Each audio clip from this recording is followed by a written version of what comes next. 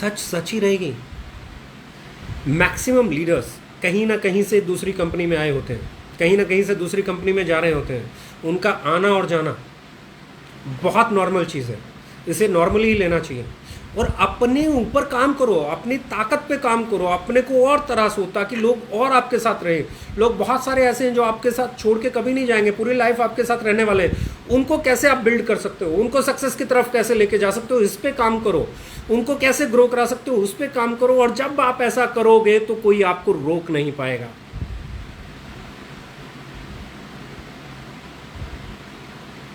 बहुत सारे लोग बोलेंगे अरे ये तो सीईओ है, कंपैरिजन की बातें कर रहा है। क्यों भाई, मर्सिडीज में कोई सीईओ नहीं है क्या? उनके यहाँ चार्ट बना होता है कि इस गाड़ी में, इस कंपनी की गाड़ी में।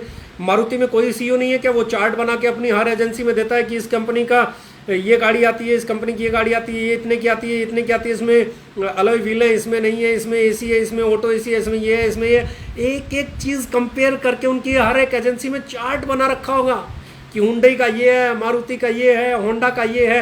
हर सेगमेंट की गाड़ियों का चार्ट बना रखा होगा और वो बाकायदा दिखाएंगे ग्राहक को कि उनकी कंपनी में कोई एजुकेटेड सीईओ नहीं है क्या? इसका मतलब अभी एक कमेंट पढ़ा मैंने, वो बोला सीईओ है, कैसी बातें कर रहा है कंपैरिजन की। इसका मतलब हुंडई में जो सीईओ बैठा है, मारुति में जो सीईओ बैठा है, मर्सिडीज ऑडी में जो सीईओ बैठा है, और उनकी एजेंसियों में जो करोड़ों रुपए की एक एक एजेंसी बनती है, उनकी एजेंसियों में वो चार्ट रखे होते हैं। इसका मतलब वो सब सीईओ बेवकूफ़ है।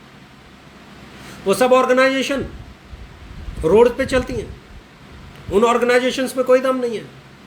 लेकिन साहब आपका कसूर है ही नहीं, आपको एजुकेशन ही ये दी गई है कि आपको लग रहा है कोई ग्रो कर रहा है उसकी बुराई करो, आपको लग रहा है कोई सच बात बोल रहा है उसकी बुराई करो, आपको लग रहा है ये कर रहा है इसकी बुराई करो, आपको लग रहा है ये आगे निकल रहा है उसका पैर खींचो, आपको लग रहा है ये कंपैरिजन करके आपको हरा रहा है उसको किसी और तरीके से गिराओ। और तरीके से मत गिराओ, कंपैरिजन करो। People are here to do business, people are here to do sale. ये सेल प्रोफेशन है और सेल प्रोफेशन में प्रोडक्ट कंपेयर नहीं हो ही नहीं सकता। कैसे हो जाएगा? वी आर इनटू सेल, और सेल में कंपैरिजन एक बहुत बड़ा हथियार है, करना ही चाहिए, हर कोई करता है। अब जिस भी कंपनी है उसने आपसे पहले वाली जो एस्टेब्लिश कंपनी थी उसके साथ कंपैरिजन किया होगा। हजारों वीडियो मिल जाएंगे आपको इस बात के, हजारों सेमिनार में बोला हुआ मिल जाएगा आपको। कोई इंटरनेशनल से कंपेयर करके बना है, कोई लोकल से कंपेयर बन के बना है। भैया हर आदमी का कंपैरिजन होता है, यहाँ तो बाप बेटे का भी कंपैरिजन होता है, अमिताभ और अभिषेक के बीच में भी कंपैरिजन हो जाता है। आप नहीं भी करेंगे तो लोग करेंगे, लोगों का काम है करना। जीतेगा वही जो सही होगा। आप सही हैं आप जीत जाएंगे, हम सही हैं हम जीत जाएंगे, कोई और सही है कोई और जीत जाएगा। किसी को गद्दार कहने से क्या हासिल होगा, किसी को वीर कहने से क्या हासिल होगा? तथ्यों पे व्यापार करो ना, इमोशंस पे व्यापार कब तक? बहुत इमोशनली अत्याचार हम लोग कर लेते हैं डायरेक्ट सेलिंग के अंदर। मैं नहीं मानता हूँ करना चाहिए। हमने कभी भी मोटिवेशनल ट्रेनिंग्स नहीं दी, हमने हमेशा एथिकल ट्रेनिंग्स पे बात की है, हमने प्रैक्टिकल ट्रेनिंग्स पे बात की है, हमने हमारे विचारों को उस तरीके से रखा है, हमने हमेशा 4.5 साल उसे अपनाया है। लोगों को मैं यकीन के साथ कहता हूँ कि लोगों को लगता होगा अरे ये बोल रहे हैं यहाँ आईडी चेंज नहीं होती, अरे यहाँ पावर टीम नहीं होती, अरे यहाँ इधर से उधर नहीं होता, यहाँ पोजीशन नहीं मिलती। क्या बेवकूफ़ बना रहे हैं? बेवकूफ़ नहीं बना रहे हैं। हमारी कंपनी के किसी भी लीडर के साथ बैठिए, वो बता देगा होता है कि नहीं होता है। बहुत सारे लोग हैं जो हमारे साथ आते हैं, बहुत सारे लोग हैं जो हमारे साथ जाते हैं। ये बहुत नॉर्मल प्रक्रिया है, इसको नॉर्मली ही लेना चाहिए और आगे बढ़ना चाहिए।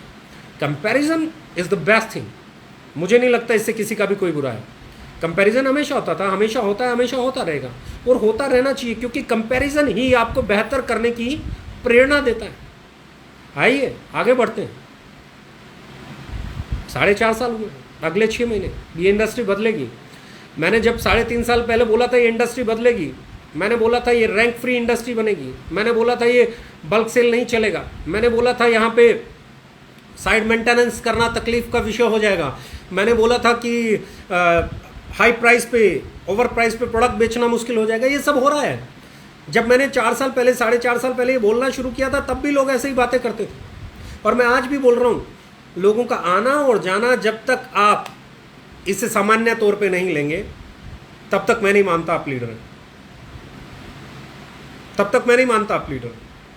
लीडर बनने के लिए आने वाले का वेलकम करना और जाने वाले का ऑल द बेस्ट बोलना बहुत इंपॉर्टेंट है, क्योंकि आप उसके कारण नहीं हैं, वो आपके कारण नहीं है। दोनों इंडिविजुअल आइडेंटिटी हैं, दोनों की अपने अपने कैलिबर है, दोनों की अपनी अपनी कैपेसिटी है, दोनों की अपनी अपनी मानसिकता है। You have to prove yourself with him और विदाउट हिम, इससे कोई फर्क नहीं पड़ता।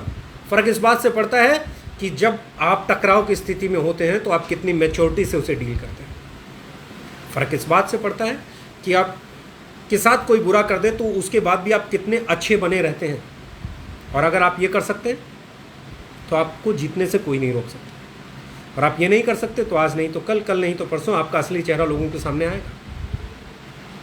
ग्रो करने के लिए स्ट्रांग होना बहुत ज़रूरी है, नॉलेज गेन करना बहुत ज़रूरी है, स्किलफुल होना बहुत ज़रूरी है, और पेशेंस के साथ, डेडिकेशन के साथ अच्छी नीयत होना बहुत ज़रूरी है।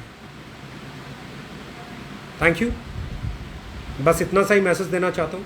मैच्योरिटी से डील करो हर चीज़ को। ये इंडस्ट्री आपकी है, ये कंपनियां आपकी हैं। जब ये इंडस्ट्री अच्छी कहलाएगी तभी आप अच्छे कहलाएंगे। जब तक ये इंडस्ट्री के लिए आप बोलते हुए ये नहीं सोचोगे कि आउटसाइडर जो इस